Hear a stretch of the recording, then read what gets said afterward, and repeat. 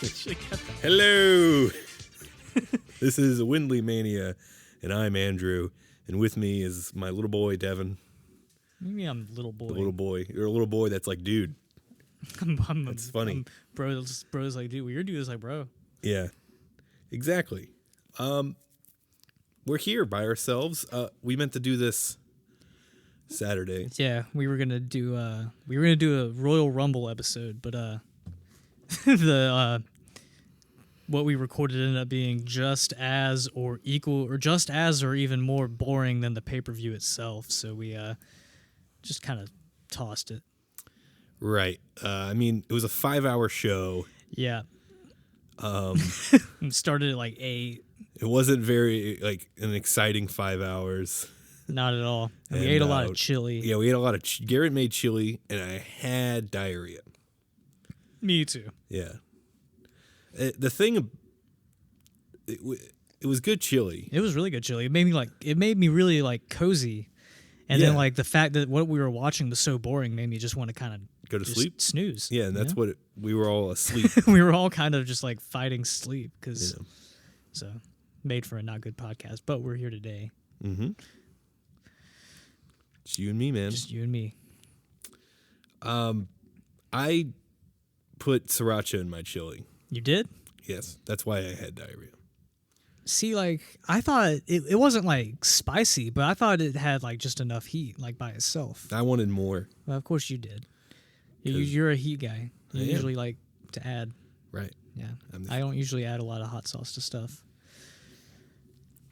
And I think the mixture of that and then, like, a big dollop of sour cream and some cheese. Yeah. And the Yoo-hoo you drank? I did. That's correct. I drank kind of cold Yoo-hoo, not really.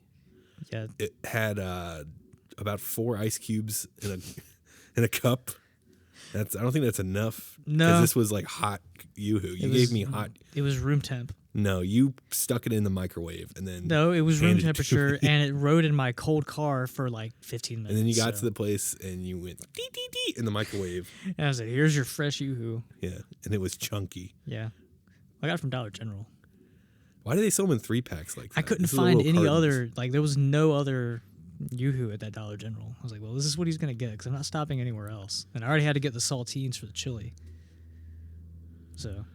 You had to get salt. He didn't have any? No. I thought he had crackers. He had club crackers, but you needed saltine. I just put saltines. Crackers in there. Yeah, I don't usually do that. I just like my chili with a spoon and maybe a little bit of cheddar cheese. Mm-hmm. That's how I do it. Mm-hmm. He told me the whole process of how Wendy's does their chili. Really? Yeah, they get like the meat they don't use and then they freeze it and then they heat it up again. But they like heat it up with like a hose. They take it outside and get the hot water running from the hose, and they just like spray it like it's a riot. For some reason, that's what he said. And they just put it in a hot. His words, not mine. In a hot bucket. But the Royal Rumble was pretty bad. I feel like Royal Rumbles are supposed to be like pizza in a sense, like, where like even if they're bad, they're good. This one was. Yeah. Top to bottom, whole show was not great. Yeah. They're setting up for WrestleMania this year, literally the same WrestleMania that we saw in 2018. That main event's it's going to be Brock and it's going to be Brock and Roman and like Becky and they didn't do it in 2019. I don't remember. It feels like decades ago. I can't tell what year it was. I remember we were at Garrett's when we watched it because that was when Garrett ate the last jalapeno popper. Right. And that didn't end well for him. Well, I don't really remember much from that night because I kind of blacked out. Yeah. From the fury. Yeah, you were pissed. Right. But yeah, that was the Brock and Roman main event. And then I think was that Becky, Charlotte, and Ronda Rousey. Sure. Something like that. Same crap 4 years later. Well, made me money. Yeah, you made out good. You can bet on the Royal Rumble. And, yeah. Yeah. Yeah, you should pay us all equally. No. You should, because we all had to watch it, so we all kind of won with you. But I don't know. We're a family. You share the wealth. I don't know. Give me your money. I don't mess with that bankroll a lot. I don't take anything out often. I don't ever add anything. I haven't added anything in since I made that account. Really? So you're just kind of playing with the same money? Yeah. That's smart. Because responsible. Because I don't really care that much. But yeah, the last time I watched one of those pay-per-views was for Extreme Rules, and I was going to do that in one podcast. Yeah, I remember you were talking about that. And I had all those. They didn't. I ended up not doing the podcast. So I took all those notes, and I guess it's technically a review on windleyhub.blogspot.com. If you want. Yeah, you did put it up. There is. I was like, I got all these fucking. I did like 2 things for 2 different shows, and I was like, well, you know, I gotta know what to talk about. So, do you have a favorite Royal Rumble? I haven't watched all of them. And I can't remember which ones I've watched. The first one that I watched was 2016 or 17. That was the first time I ever watched any wrestling. I don't remember that one. That was the first time we all went to Garrett's. I don't remember anything from it. I think John Cena and AJ Styles was a match. Okay. Was that the one that's like their they made a big deal because they didn't go like outside the ropes? I guess people were making a big deal about it. Yeah, and then it was pretty good. I remember that. I do remember that one. I think Roman Reigns was number 30. Oh. Yeah. I'm sure, especially, was that 2016 you said? 2017. I'm sure people were really people were not happy about that. Because that was the year Roman beat The Undertaker at Mania. Oh, yeah. Yeah. God, that feels like ages ago. Yeah. That's another lifetime ago. Yeah. It's crazy. I'm big on the 92 Rumble. It was, 92 Rumble? Yeah. That was like the first one with actual stakes. Because the prior ones, it was like 1988, the first one, it was like whoever won got to be in this tournament at WrestleMania. And Hacksaw Jim Duggan from Lugoff, South Carolina, he won, and he got, I think it was against it was like a first round. It was against like, I think Big John Studd, maybe, which would be kind of interesting because Big John Studd won the second one, but he lost like in the first round of that tournament. But 92, that was like they had vacated the WWF world title, and that was up for grabs, and there was a lot of like it was pretty smart how they did it because there was a lot of different people. Obviously, it's the Royal Rumble, 30 people. Yeah, but there was like a bunch of layers and depth in their card at the time, and people had different issues with each other, and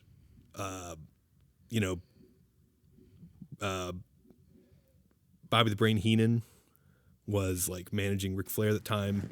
Ric Flair came number 3, and his commentary in that whole match is like hysterical because he's like rooting for him. There's like a point where like Ric Flair and Roddy Piper had issues, and Ric Flair like clears the ring, and then Roddy Piper comes out and he's like terrified. And then there's a point where Roddy Piper helps him, and Bobby the Brain Heenan's like, I'm sorry.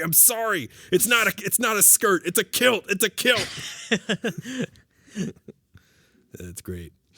And then there's like Jake the Snake's and Macho Man has issues, and there's like really like subtle things. Like when Macho Man enters, he's like immediately looking for Jake the Snake, but like you can see there's a camera angle where you can see like the entrance and then the whole ring. You can see just like Jake the Snake turn around and then drop down and roll out of the ring, and Randy doesn't see it. It's pretty good shit. I like that subtle. Back when it was good. And no one's like screaming at you over like no one on commentary is screaming at you like thinking you're fucking like 10 years old. Like I don't know. Look at what he's doing. Yeah. Yeah. But that's the famous. Ric Flair ends up winning that. That's the famous "Tear in My Eye" promo. I don't know if you ever heard that one. I don't think I watched that one. He said with a tear in my eye, with cocaine in my nose, cocaine in my nose, tons of cocaine, chlamydia in my balls. Chlamydia in my balls. Where's chlamydia stored? Chlamydia is stored in the balls. Oh. Hey Siri. But I like that Rumble. I can ramble about it. I can ramble about it all make a day, whole episode man. about that. I can ramble about that Rumble all day, man. Are you a Rumble rambler? Just the 1992 just one. The 92 one. All the other ones gonna hit the bricks. That's exactly what I would say. I don't know. The one we watched recently could hit the bricks, but anyways. Yeah. Who fucking knows? Did you hear the new Penalty Box album? I've heard it like about 10 times. 10 times? I think I've listened to it. It's been out for a week. Yeah, I've listened to it a lot. I think I've heard it 3 times. I think I say 10, but it might be closer to 9. Our friend's Penalty Box from Raleigh? Yeah, I feel like they're our friends, even though we've only met. Yeah, we've only met Gordy. We only know Gordy, but I'm sure the other 2 guys are probably pretty cool because they make cool music. So they're our friends too. Shout out to Penalty Box. Yeah, I don't know their names, but their album Hedgehog's good. The Hedgehog is really good. Even though there's not a hedgehog on it. No, well, is there? I don't think so. It's just a big giant robot. There's a lot of art. Yeah, and all the art is like different like Gundams. Is that what it is? Okay, because here's the thing. I was going to ask, why is there a giant robot on their album cover? Right. I remember when I first found out about Penalty Box, Gordy shared the one song. What's the... But this isn't a movie. Oh, Whiskey. I'm not making fun of the guy's voice. I like it. That's what he has a great, like... It's like Tom DeLonge. Yeah, it's kind of like there's 2 vocalists. There's 2 vocalists. I was about to go on a rant about. I was going to give Penalty Box their flowers. I was going to go on a rant how much I like them. Yeah, like so I'm not. This is very genuine. That was an impersonation from the heart. Yeah, like they probably like.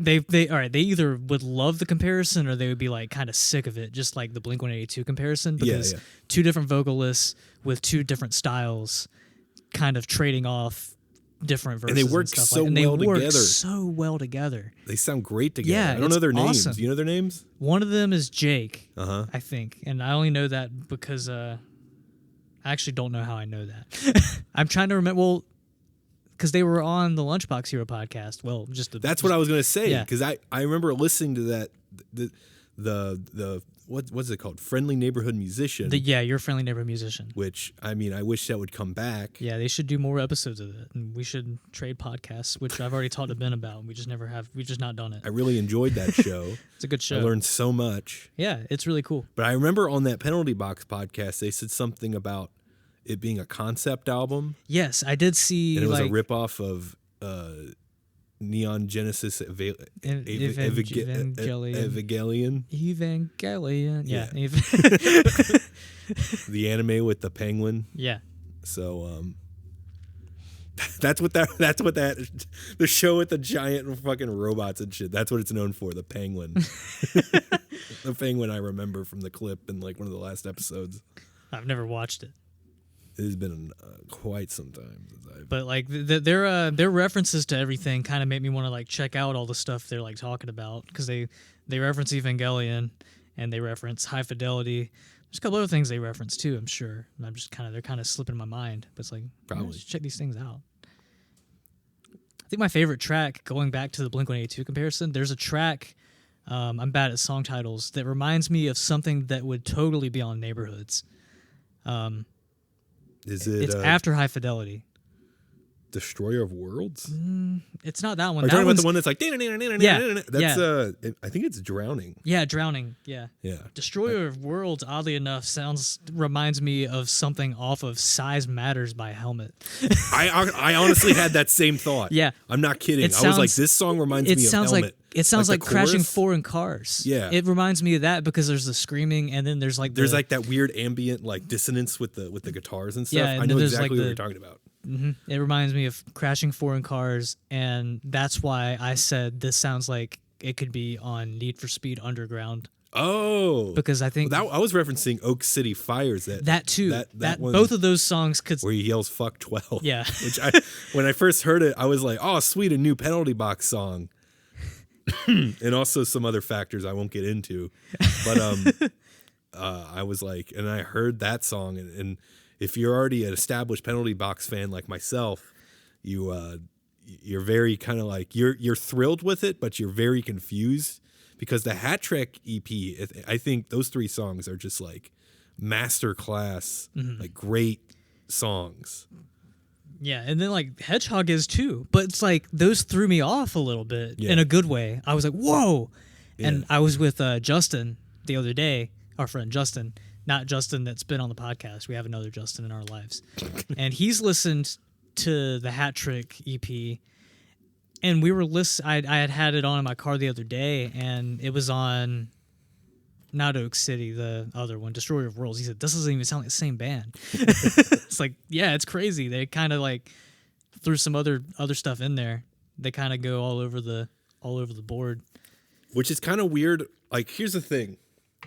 It's very like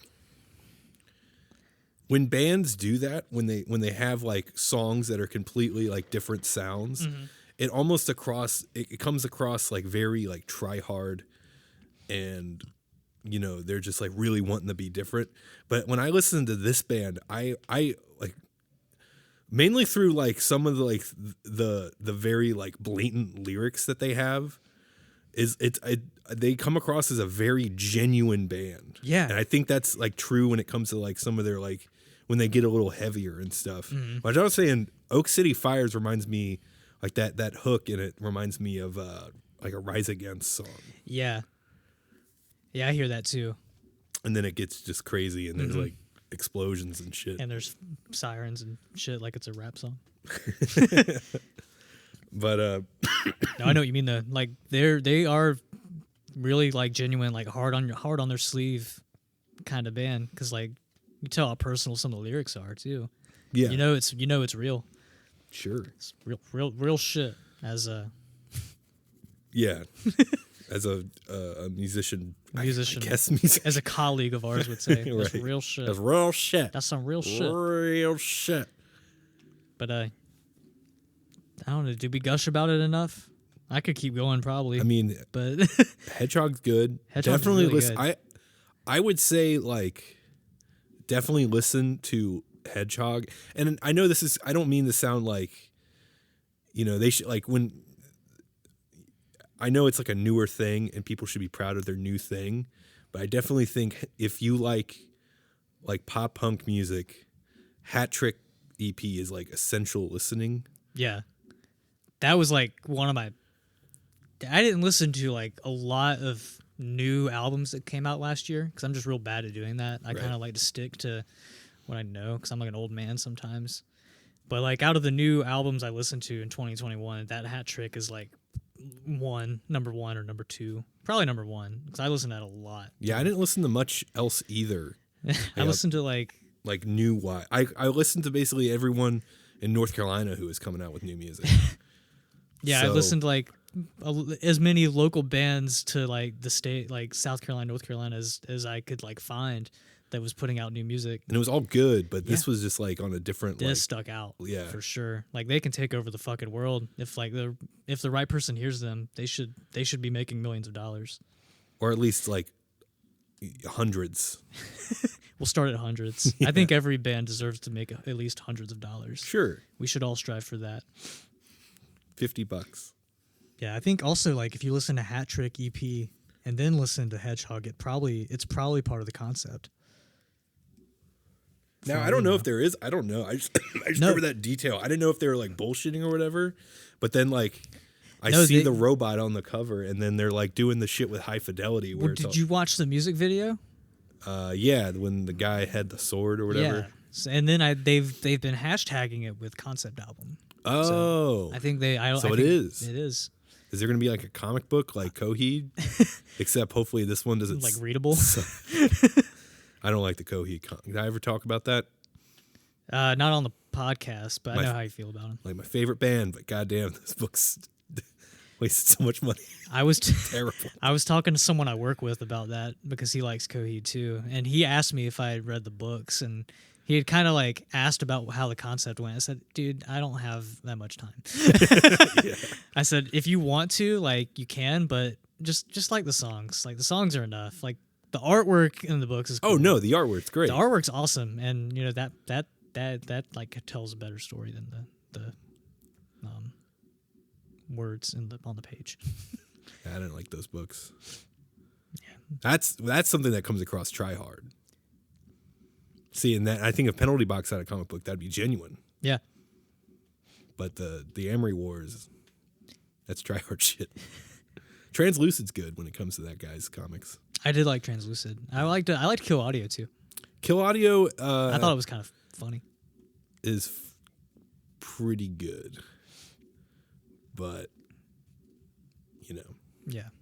It reminds me of something I can't remember what the comp was. If there's any like diehard Coheed fans that listen to this, don't comment. I'm sure it's understandable. Like, well, there's some that are like, you know, you can't say nothing.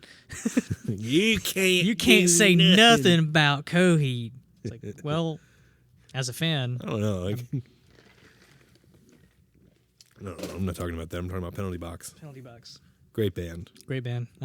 Go. We need to play some shows. Purchase Hedgehog. I need to go buy it. Yeah, I need to buy They have it on a flash drive, and apparently there's more stuff on the flash drive. Oh, really? Yeah, they put it on a flash drive, and then like they launched a merch store, which I think I'm going to do. Merch? I think I'm going to do with us. Just a really. Really. I don't care if it sounds like I'm like, you know, blowing on their dicks. I don't care, man. Yeah. I just wanted to talk about the good band, because there's only like 10 good bands, 500 good bands, and they're one of them. Yeah. So yeah, go look them up. It's Penalty Box, but there's no vowels. Right. Yeah, because if you look, there's another Penalty Box, and I think they should fight. I haven't heard the other one. I think there is another Penalty Box, and they're probably they can't be as good. So.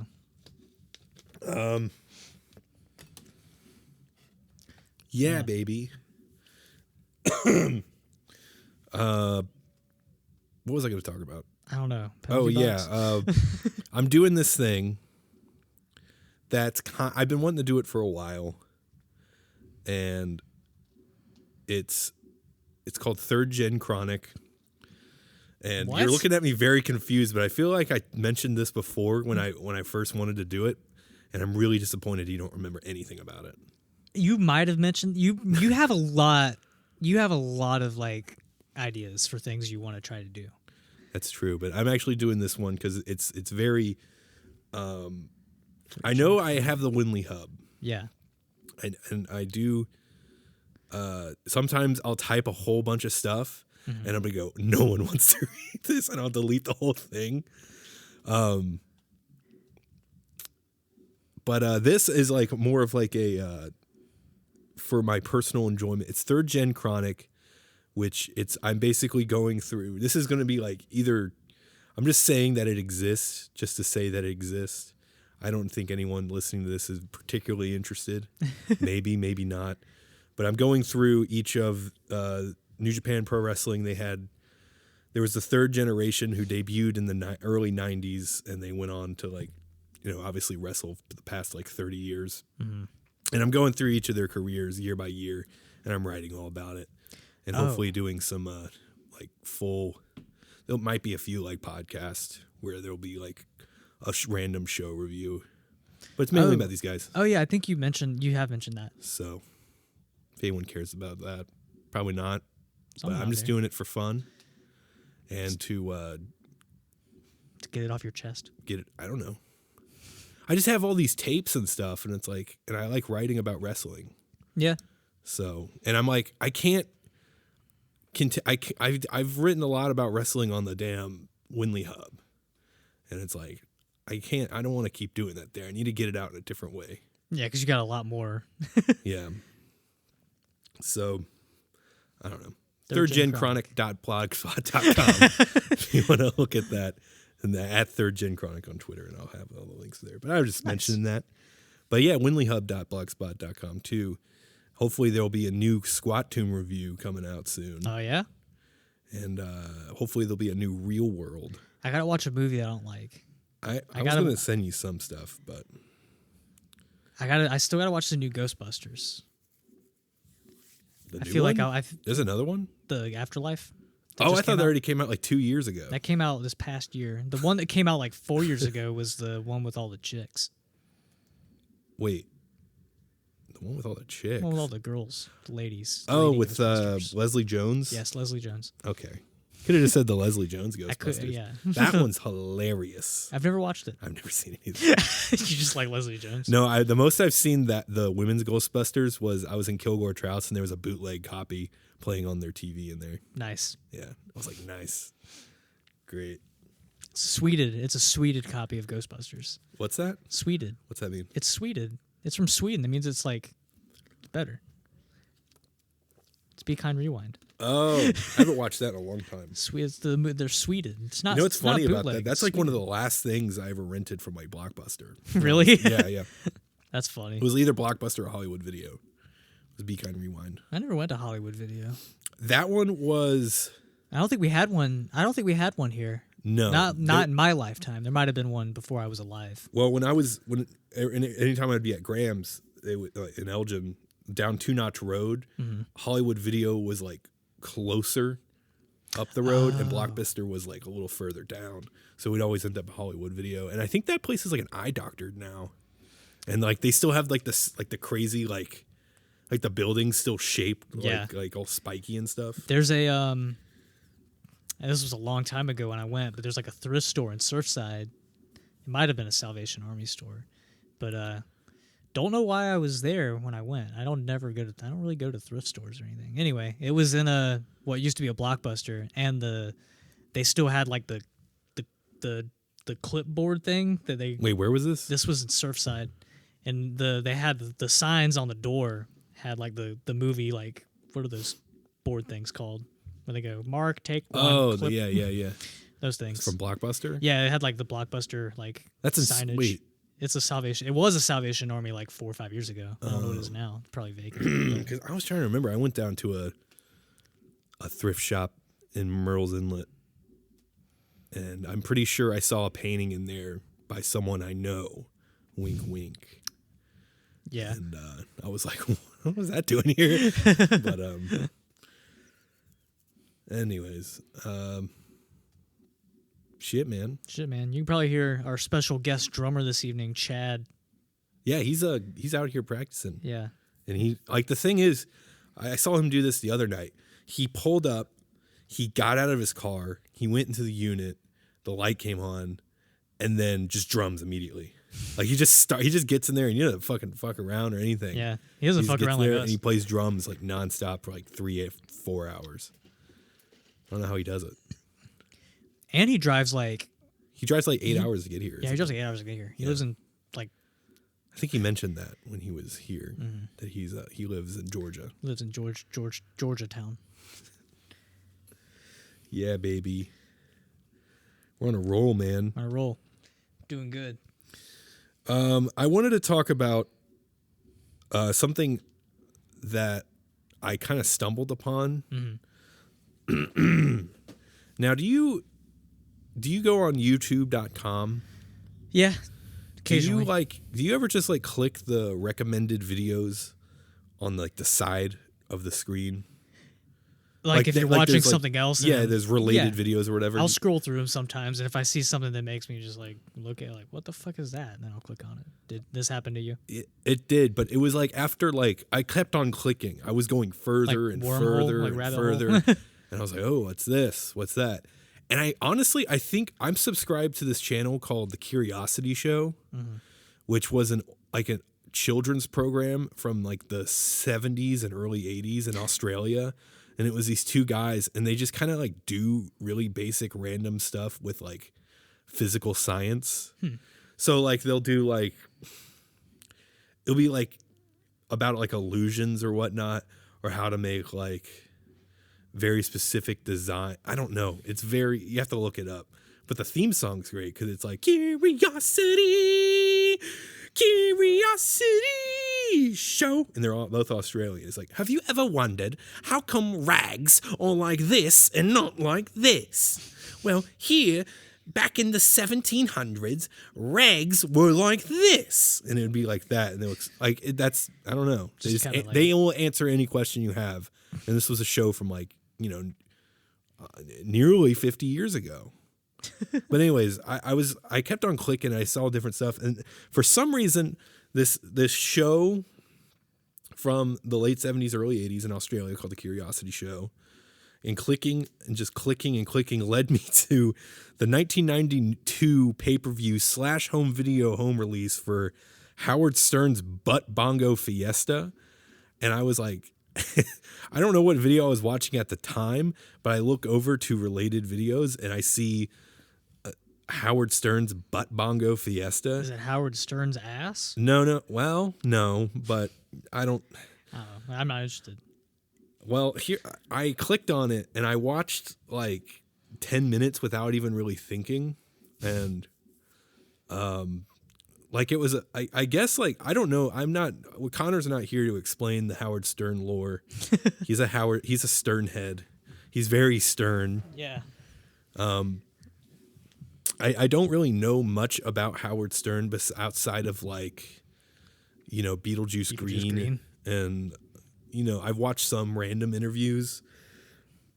So I'm not really familiar with a lot of his past. I didn't even realize how long he's been doing this thing. He's been in the game forever. He's like no one idea. of the last like true like radio hosts that are like still working consistently. Yeah. It was like him and Rush Limbaugh, right? And Rush Limbaugh kicked the bucket. Oh my God. Oh. Jesus Christ. You shit. I farted. But anyways, I don't, but this was his, I guess it was a pay-per-view, but then it was like a home video release, again, called the Howard Stern's Butt Bongo Fiesta. And I watched the first 10 minutes and it was sort of like an intro, and it was like this sound stage and I guess like an audience. I'm not really like, there was the audience participation later in the main event of this special. This fiesta. But yes. And I didn't really know what was going on, but you had Howard Stern and you had Robin, and then you had like a bunch of like random people that were like featured on the show, and then a bunch of like women in bikinis. And it was this like very like poorly decorated sound stage. And he's like explaining like there's this segment where they go and ask people like, what do you want to see on the street? And it's just like a bunch of random people like, yeah, man, I want to see some big titties in my face. Or like, I want to see Howard in a jungle suit. And it's like shit like that. And that was pretty much the two popular answers. And then it goes, this is the only segment. Well, that's not true. I watched the last segment because I needed my answers questioned.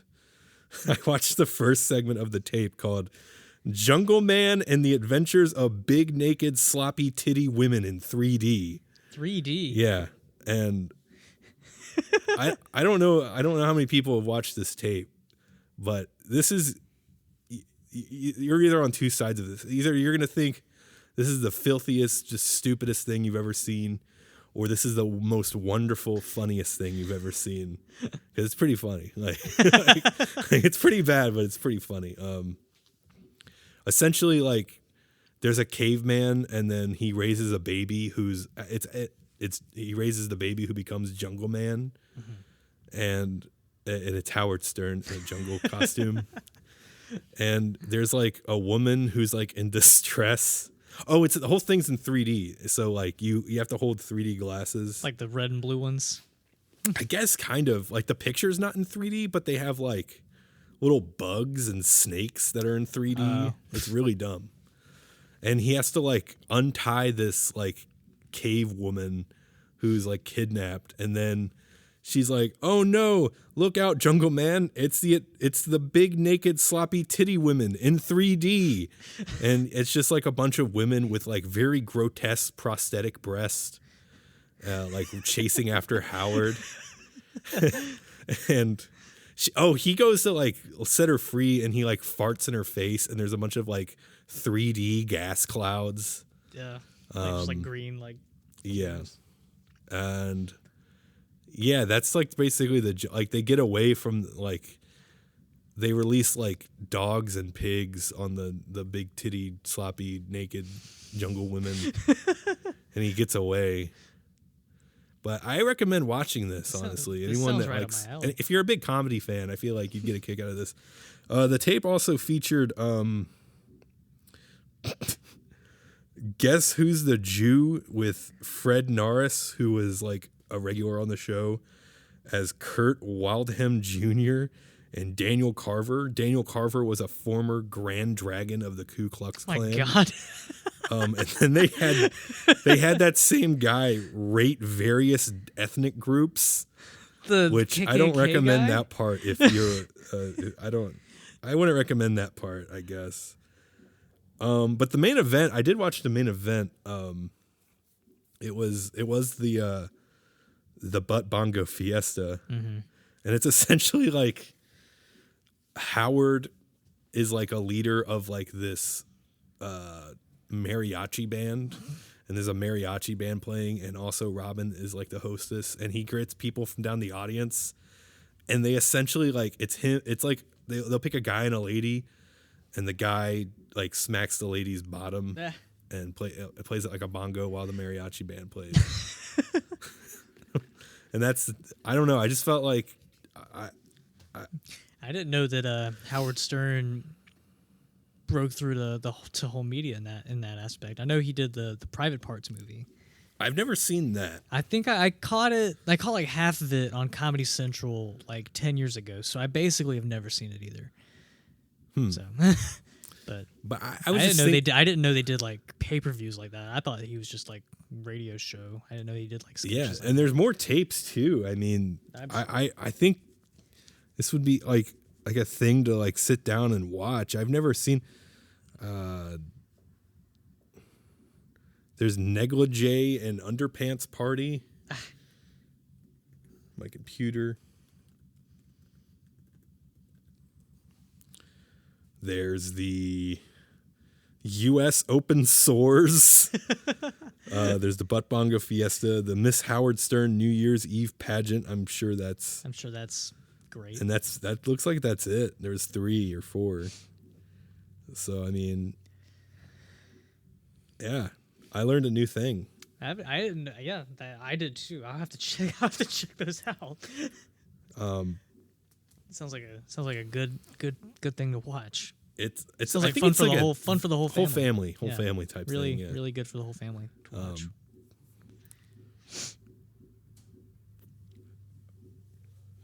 So I called out for some questions to be asked.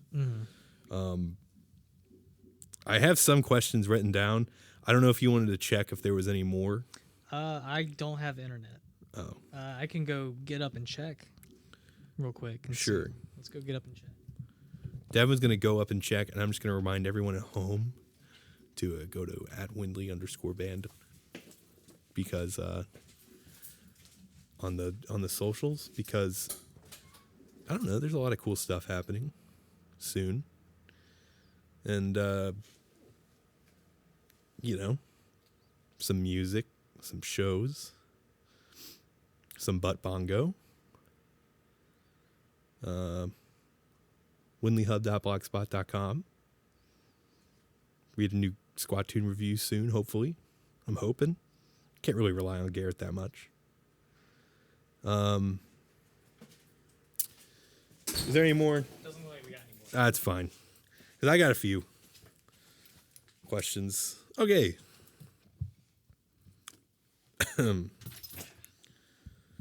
From @Greatum Tatum. Does Connor believe in long stick theory like Jim Bonham? Jim Bonham? I think he meant John Bonham. Long stick theory. Like Led Zeppelin. Do you know the long stick theory? No. So John Bonham was obviously he was the drummer for Led Zeppelin. You know, very influential drummer. Yeah. You know, everyone loved him. Mm-hmm. Mrs. Bonham probably loved it. Was there a Mrs. Bonham? I'd imagine there had to be at one point because he did procreate, so he probably had a female That's right, his companion at kid. one So point. I mean, yeah. So there was a famous Led Zeppelin album in 1973 called Houses of the Holy, which had a very signature drum sound that people for years tried to recreate. Some coming close, some just failing miserably. But the secret to it that people don't really realize, there's a bunch of different theories and stuff, but the long stick theory is like a kind of like more obscure theory. And that's when Eddie Kramer was the main engineer and he mixed the Houses of the Holy. And allegedly this was his idea that he advised John Bonham to do on House of the Holy to get that big drum sound, huge. You've heard the songs on that record. Yeah, I'm sure they're on the radio. So the average length of a drumstick is about 15 to 17 and a half inches. If you're a drummer like myself. Yeah. But with the long sticks, it's usually about 32 to 47 inches of drumstick.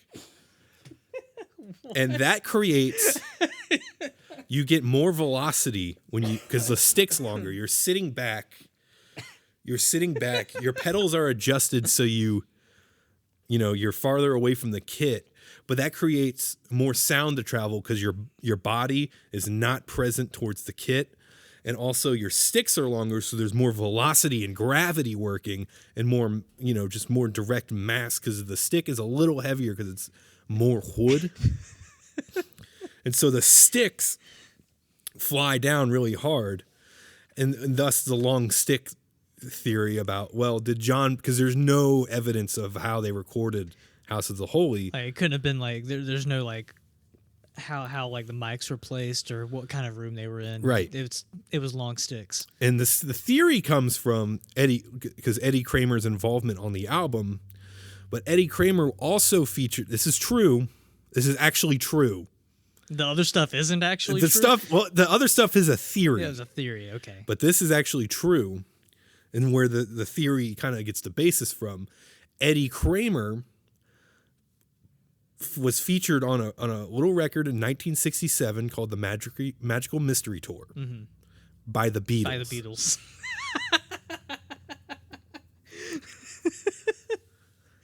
And he was an additional featured musician. He played vibraphone. This is true. I believe the theory is a theory. I'm leaning towards this, and that's why I think we should get a bigger space because we can perform. We could sort of experiment with the long stick theory. But Eddie Kramer played vibraphone on the Magical Mystery Tour album. And apparently he had a conversation with Ringo Starr, who's in the Beatles. And he said that he said, "Oi, Eddie." This is the worst. That's my Ringo Starr, by the way. That's just any British guy. "Oi, Eddie." No, I won't do the voices. I feel like that's getting a little dragged out. He basically asked Eddie to use longer sticks on the vibraphone. So actually Eddie Kramer was using sticks that reached about 5 feet. Because, the Beatles in 1967, they had enough space, enough money for stuff like that. Yeah. So, Eddie Kramer was playing the vibraphone with these 5 foot long sticks. Like mallets, yeah. And the tone, if you listen to the Magical Mystery Tour, the tone from the vibraphone is heavenly. And so he was inspired to continue using that, but only on special occasions where his budget saw fit. By 1973, Led Zeppelin was raking in the dough. They could afford Eddie Kramer. And so they were like, all right, I believe in you guys. Let's do the long stick. Now, does Connor believe in the long stick theory? Tatum, I do not know. I wish. I feel like he would. He's pretty open minded. he would probably say, makes sense to me. Yeah. It actually does. It makes a lot of sense when you put it that way. It just kind of. It sounds kind of. I was laughing because I was just imagining these super talented musicians using these comically long sticks and mallets to create these masterpieces of albums. Sure. Just because it's a funny image to think, like, how serious it must have been in the studio environment. And here comes Ringo with these, or here comes John Bonham with these giant drumsticks, Yeah. Yeah. Long stick theory. This is from @NomTomBot. What's the fastest you can drink a soda? This, I guess, for everybody. Yeah. The fastest I can drink a soda. Yeah. I don't know. It depends on how badly I want to drink a soda. It depends on the soda, doesn't it? It does, because sometimes if you drink it like the pop. Depends on the pop. The pop. Like, how fast can you drink a soda? It depends on the pop. It depends. If it is, I feel like if it's a fruitier drink, it's a little, the tartness of like a Code Red Mountain Dew or a Cheer wine. Mm-hmm. The thing about Cheer wine, especially in bottles, it gets, I guess in general, Cheer wine, towards the end of the Cheer wine, it gets kind of gross. So I drink that pretty fast. Yeah. It's kind of got this like weird, like. It tastes like backwash. Yeah.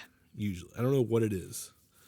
But I feel like I can drink a can of Dr. Pepper in at least 45 seconds.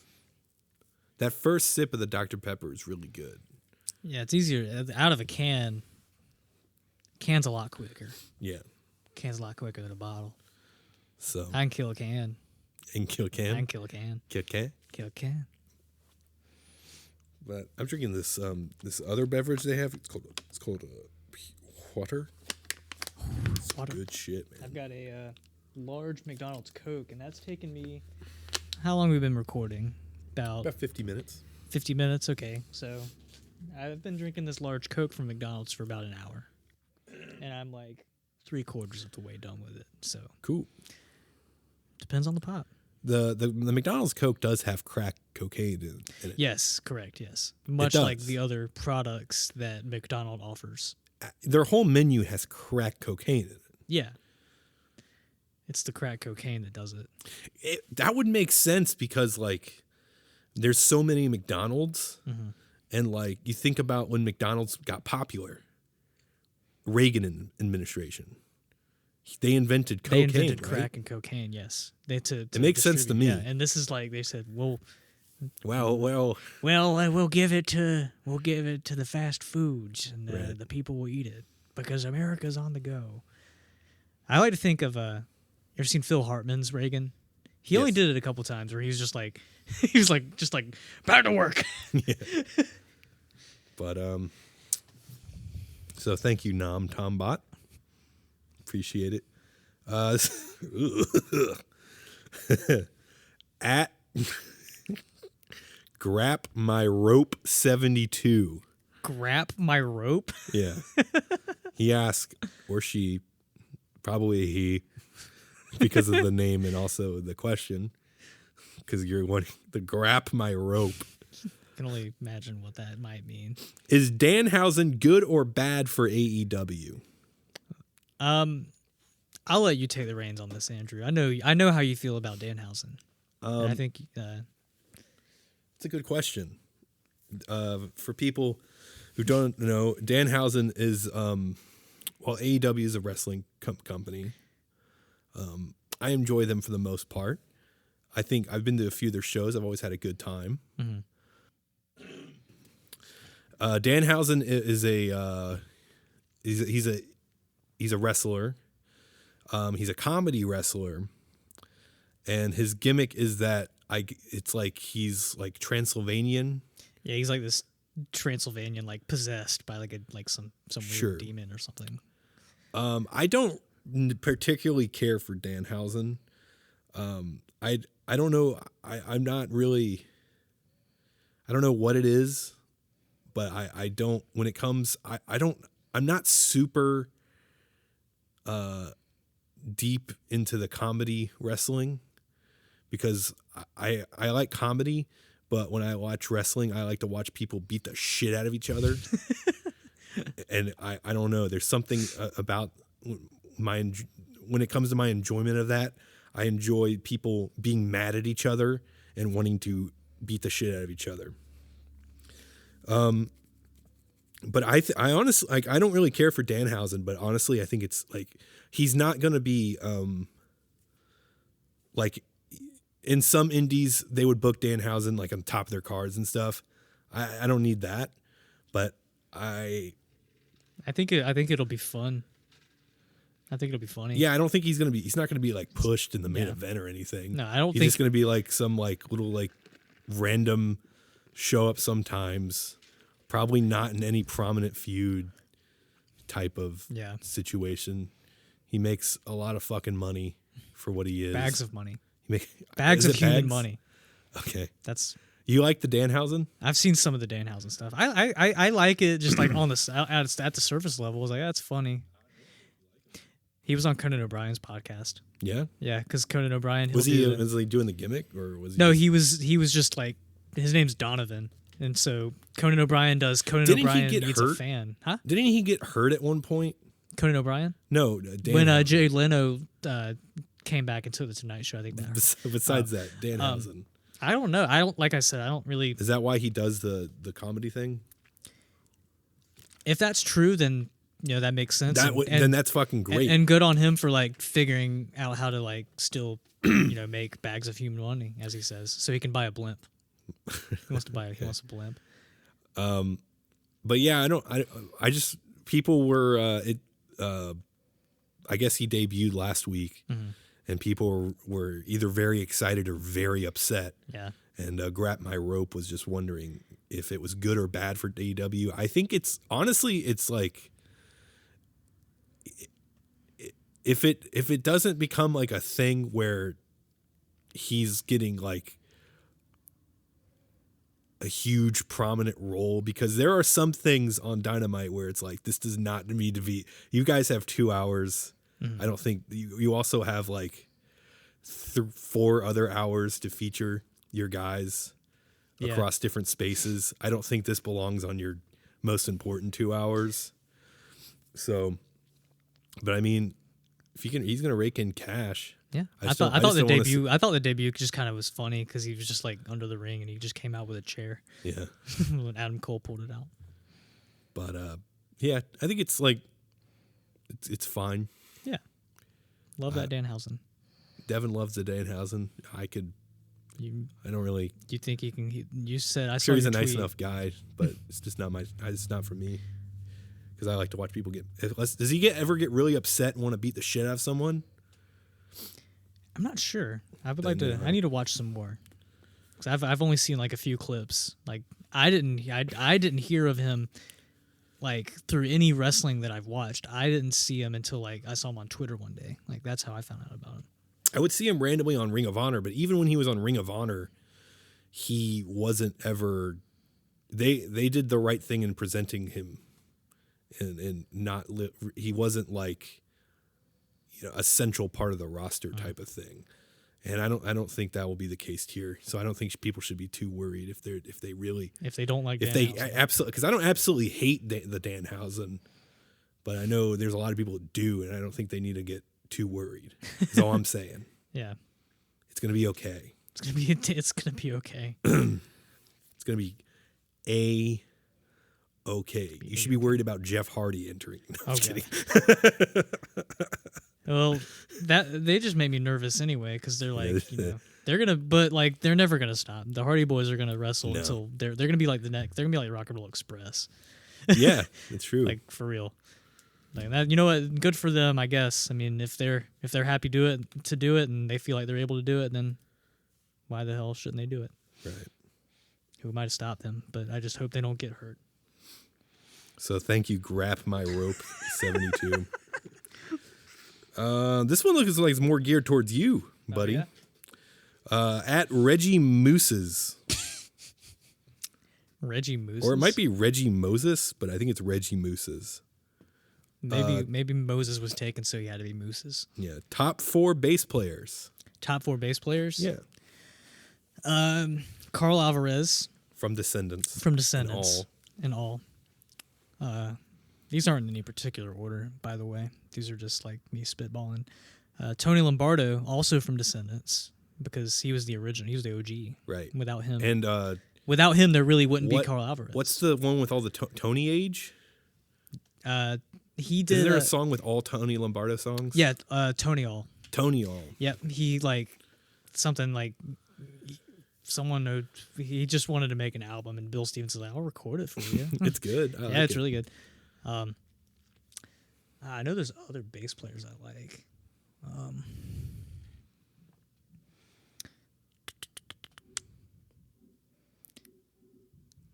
Mike Dirnt from Green Day. Really? Yep. Top 4? He's in my top 4. He's top 3? Yeah. Well, I mean, yeah, dude, he's up there because like when I heard Longview, I was like, that's cool. So. Interesting. Who else do I like?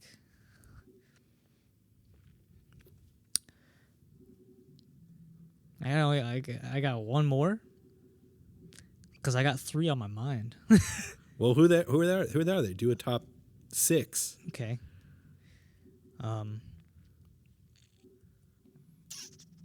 Today. Yeah. Matt Freeman from Rancid. Yeah, he's all over the place. He's all over the place. He's like, Yeah, he's kind of nuts. It's like there's a minute and a half of this song, and he's like gonna play like I got 7 minutes. I worth got of an music. entire bass to play in this 30 seconds. Right. And I'd be inclined to include Mike Todd and Zach Cooper, both from Code and Cambria. Yeah. Mm-hmm. Who do you like better? Probably Zach Cooper. That's fair.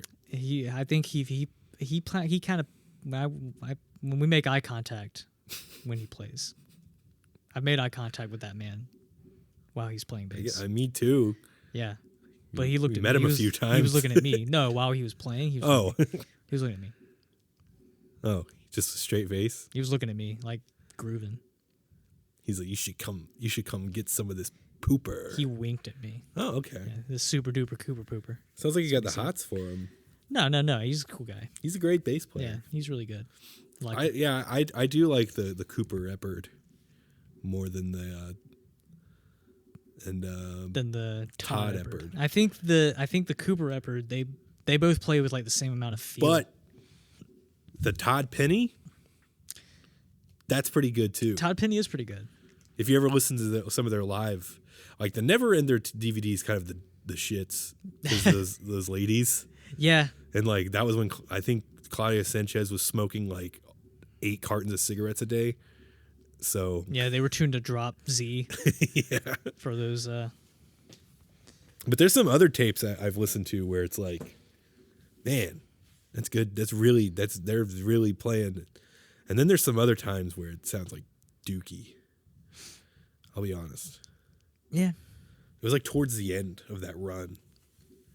I think it was because of the D-Rugs. The D-Rugs. But yeah, a sip of the water. Those are some of my favorite bass players. Like, Reggie Moose's. Thank you, Reggie Moose's. I don't know who my favorite bass player is. Probably I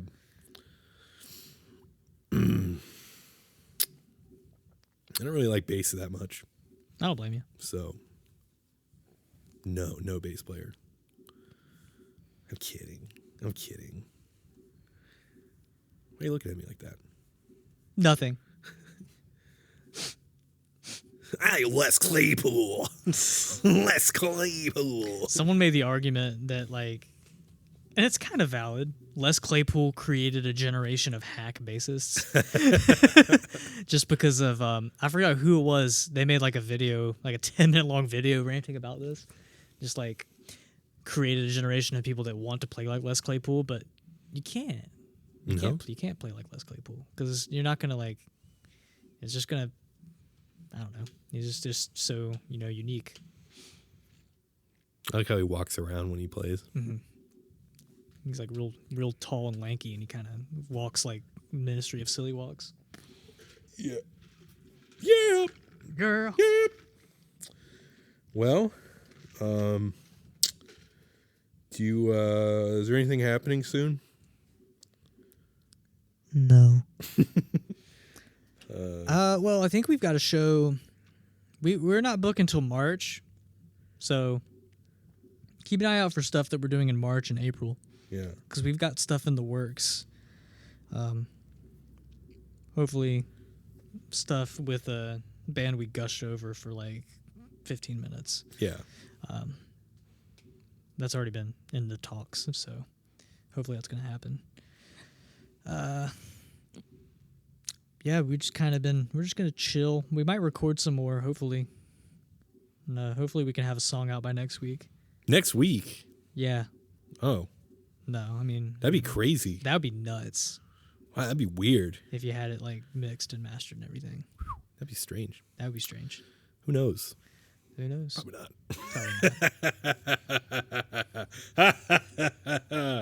My birthday's right around the corner. That'd be a good birthday present for me. Yeah? Yeah. How about I know I can get for your birthday, I'm going to kick you right square in the ass, my friend. How about that? My boot up your cheeks. Nope. Huh? Nope. Huh? You're going to take me to Twin Peaks. What's that? That's the booby restaurant in the North new Myrtle. booby restaurant? Yeah, the booby restaurant next to Hooters. Oh. Or behind Hooters. Well, never mind. What? No, never mind. Yeah, go to Twin Peaks. Shout out to Katie. Yeah, I wasn't there, but shout out to Katie. So I guess that's WindleyMania. This is Were there no more Twitter questions or Instagram questions? I mean, I didn't have any more. Did you have any? I didn't see any on mine.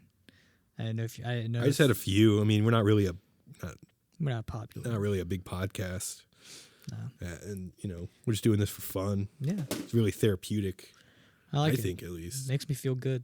I like hanging out with I like hanging out with you. Yeah, anyways, so you can go to @Windley_band on the socials. We got a bunch of stuff. Like Twitter and Instagram. Yeah. Twitter, Instagram, Bandcamp. We'll have some goodies, so you can give us money soon. Yeah, I might.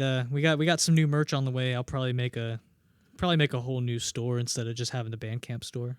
True I don't really like the Bandcamp store. The Bandcamp store can hit the bricks, bro. But you can still our music on there is for like name your price. Yeah, just put $0. You can put $0 and you can give that money to Penalty Box. Yeah, buy Hedgehog, buy Penalty Box. It's a fun time. This song, I love that song. WindleyHub.blogspot.com. If you're, I like the best way to describe what the stuff you could find on WindleyHub.blogspot.com is stuff to read while you're taking a dump. There you go. If you're ever taking a dump, definitely when you're on your phone, go to WindleyHub.blogspot.com to enjoy. For some reason, the human brain has to be distracted while pooping. Yeah, there was a time where we didn't have to do that. Sure. It's weird to think about. This is so boring. Oh my God, I'm so bored. So bored taking a shit. I gotta play fucking Castle Clan on my phone. Whatever that game's called. And thirdgenchronic.blogspot.com for all you Puro nerds out there. And yeah, that's WindleyMania. Hey, look, the theme song's coming up. The theme song's coming up. I want to see if I don't even have to edit this anymore. Let's see how long we can hold it. Because I used an old file to record over. Come on, baby. See. We're almost there. Come on. The theme song's coming. Doesn't it, you fade it, right? Yeah. So do we have to keep talking a little bit longer? Hold on. It's about to start. It's about to start. Right now. Okay, so then it kind of like fades. It fades. It like starts to fade in slowly, There it is. All right, baby. And then we fade out, don't we? No, we don't fade out. We just kind of like hard cut. We just kind of hard cut? Yeah. Right about now. Okay. Well, not now, but thanks for listening. This is like weird. Bye!